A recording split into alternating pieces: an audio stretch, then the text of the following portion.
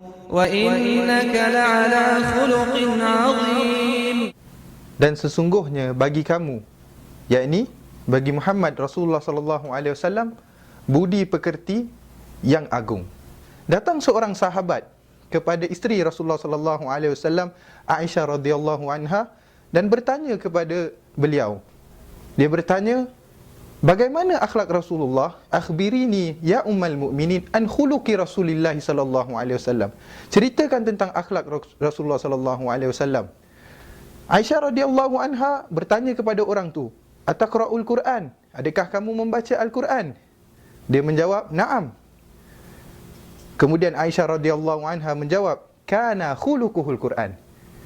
Dan akhlak Rasulullah sallallahu alaihi wasallam itu adalah Al-Quran. Jadi kita tengok pada akhlak Rasulullah, bagaimana beliau seorang ayah, bagaimana beliau seorang teman, bagaimana beliau seorang jiran dan sebagainya. Akhlak Rasulullah sallallahu alaihi wasallam bersama teman-teman baginda alaihi salatu wassalam. Kisah Muawiyah As-Sulami. Muawiyah As-Sulami ni ketika mana satu hari dia bersolat bersama Nabi sallallahu alaihi wasallam. Bayangkan, kita solat bersama Nabi sallallahu alaihi wasallam. Ketika mana dia solat bersama Nabi sallallahu alaihi wasallam, tiba-tiba dia terdengar suara bersin daripada kawannya. Jadi, maka Muawiyah ni pun tadi menjawab bersalam bersin tadi tu, maka para sahabat yang lain terasa satu benda yang pelik telah dilakukan oleh Muawiyah, maka mereka pun mencela Muawiyah. Mereka mengatakan kepada Muawiyah, celakalah ibu-ibu kamu. Jadi kita tahu apabila perasaan Muawiyah ditegur dengan cara yang agak kasar. Okay? Jadi apabila Nabi SAW telah selesai salat berjamaah bersama para sahabat, apa yang baginda sallallahu alaihi wasallam lakukan? Jadi ini yang kita kena perhatikan. Nabi sallallahu alaihi wasallam cari Muawiyah As-Sulami, dia mengatakan kepada Muawiyah, wahai Muawiyah, solat itu tempat dia untuk membaca Al-Quran dan berzikir, dan tidak boleh mengatakan benda-benda yang lain. Setelah itu, hati Muawiyah radhiyallahu anhu tiba-tiba terasa cerah. Yang tadi terasa marah, tetapi apabila Rasulullah sallallahu alaihi wasallam tegur dengan cara yang elok, Muawiyah pun berlapang dada, lantas berkata, Nabi sallallahu alaihi wasallam tidak mencerca aku. Nabi sallallahu alaihi wasallam tidak memarahi aku, dan Nabi sallallahu alaihi wasallam tidak memukulku. Alangkah indahnya sifat baginda sallallahu alaihi wasallam. Jadi kita tanya kepada diri kita, bagaimana sifat kita bersama teman-teman kita? Jadi di sini Nabi SAW, kita tengok kaedah bagaimana dia mengajar para sahabat. Okay, jadi apabila satu hari nanti kawan rapat ataupun kawan jauh yang membuat salah depan halayak ramai, apakah action kita pada waktu itu? Adakah kita nak terus memarahi dia, hey kau ni apa, tak reti dan sebagainya? Ataupun kita nak mengatakan, wahai sahabatku, kita tarik dia ke belakang, kita mengikuti bagaimana Rasulullah SAW tegur Muawiyah. Saya rasa itu lebih terbaik. Tengok Muawiyah yang tadi marah-marah, tetapi bila Rasulullah SAW tegur dengan nada yang elok, maka itulah yang terbaik bagi kita dan teman-teman yang lain. Jadi di sini saya ingin menyeru kepada para hadirin sekalian, marilah kita sama-sama mencintai baginda alaihi salatu wassalam. Ikut sunnah dia, belajar kisah dia, maka kita akan berjaya di dunia dan di akhirat. Akhlak Rasulullah sallallahu alaihi wasallam bersama isteri-isteri baginda. Akhlak Rasulullah sallallahu alaihi wasallam bersama para wanita. Di dalam sebuah riwayat mengisahkan bahawa Rasulullah sallallahu alaihi wasallam mengajak isterinya, iaitu Aisyah radhiyallahu anha, untuk berlumba lari. Pada masa itu Aisyah radhiyallahu anha mengatakan, qabla an ahmilal laham, sebelum badannya berisi. Pada ketika itu Rasulullah sallallahu alaihi wasallam ajak beliau untuk berlumba lari. Dan pada perlumbaan yang pertama itu, Aisyah radhiyallahu anha mendahului Nabi sallallahu alaihi wasallam. Kemudian pada kali keduanya, selepas badan Aisyah sudah berisi, Rasulullah sallallahu alaihi wasallam sekali lagi mengajak isterinya untuk berlumba lari. Dan pada perlumbaan yang kedua itu, Rasulullah sallallahu alaihi wasallam yang mendahului isterinya.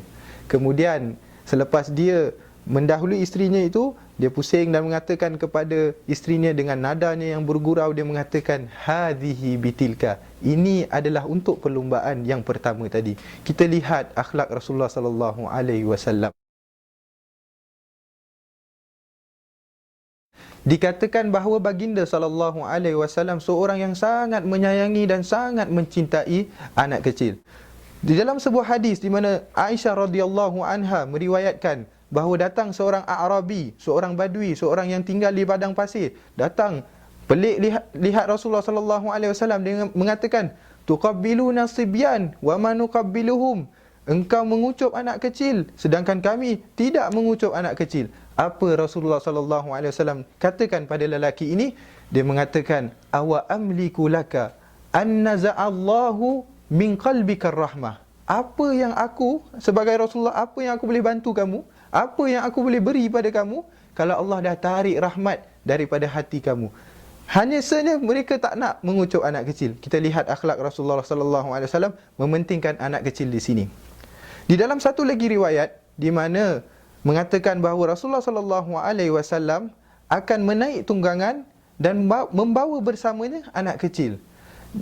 Di dalam sebuah hadis di mana Rasulullah sallallahu alaihi wasallam membawa bersamanya Ibnu Abbas pada ketika itu dan naik bersamanya dan berkata-kata kepadanya dengan kata-kata yang baik. Dikatakan pada Ibnu Abbas pada masa itu, ya gulam, wahai anak kecil, inni u'allimuka kalimatin, aku akan ajar pada kamu beberapa perkataan. Dengar apa-apa yang aku nak ajarkan pada engkau ni. Ihfazillaha yahfazka, peliharalah Allah, nescaya Allah akan pelihara kamu. Ihfazillaha tajidhu tujahak, peliharalah Allah, pasti dia akan bersama kamu di mana saja kamu berada.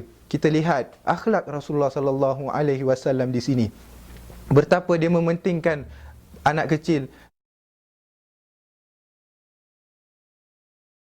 Kita dengar pula bagaimana akhlak baginda alaihi salatu wassalam bersama jirannya. Nabi sallallahu alaihi wasallam bersabda, "Man kana yu'minu billahi wal yaumil akhir fala yu'dhi jarahu." Barang siapa yang beriman kepada Allah dan hari akhirat nanti, maka janganlah sekali-kali dia menyakiti jirannya. Jadi Nabi sallallahu alaihi wasallam ada satu kisah yang menarik tentang baginda alaihi salatu wassalam. Jadi kita suka membawakan cerita-cerita baginda alaihi salatu wassalam kerana dia contoh yang paling baik. Jadi ketika mana satu hari Nabi sallallahu alaihi wasallam berjiran bersama seorang Yahudi. Setiap hari si Yahudi itu meletakkan sampah di depan rumah baginda alaihi salatu wassalam.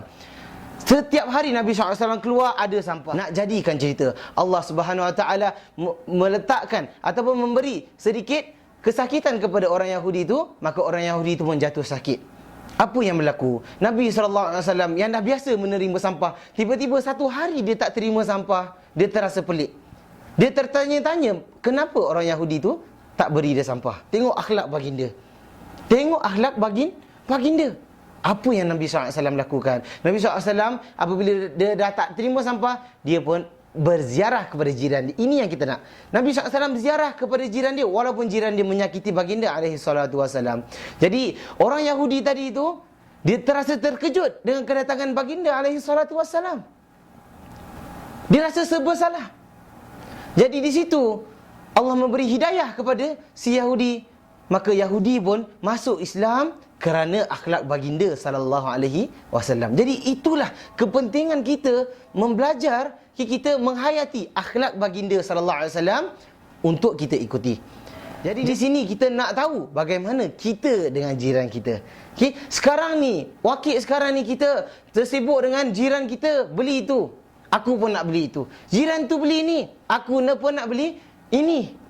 Lepas tu petang-petang, okey, pergi ke rumah sebelah, ngumpat tentang jiran yang situ. Dah ada konflik dengan jiran yang situ, pergi rumah sini, ngumpat tentang si dia. Jadi adakah itu contoh Nabi SAW? Itu yang kita harus ubah. Itu yang kita harus fikirkan. Bagaimana kita nak jadi jiran yang terbaik.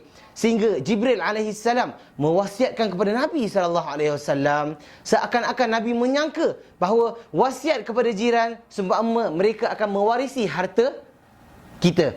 Jadi di sini kita nak tunjukkan kepentingan jiran. Kerana jiranlah orang yang paling pertama kita akan minta tolong ketika mana kita menghadapi kesusahan, bukan orang lain. Yang penting belajar sirah Nabi, belajar akhlak Nabi sallallahu alaihi wasallam. Moga akhlak dan sirah Nabi sallallahu alaihi wasallam akan terus semat di hati kami.